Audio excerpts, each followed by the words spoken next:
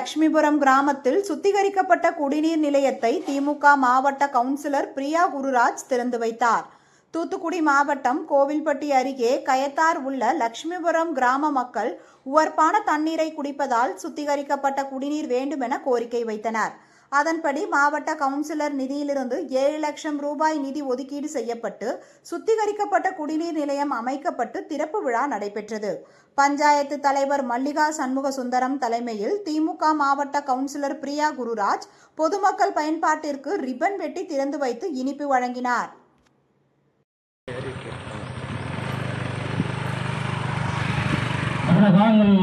அவங்க பல்லாண்டு நீரோடு வாழ வேண்டும் என வாழ்த்தி தாய்மார்கள் பெண்கள் அனைவருக்கும்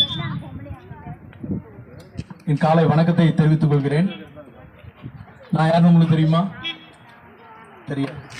உங்களுடைய மாவட்ட கவுன்சிலர் பிரியா இருக்காங்களா?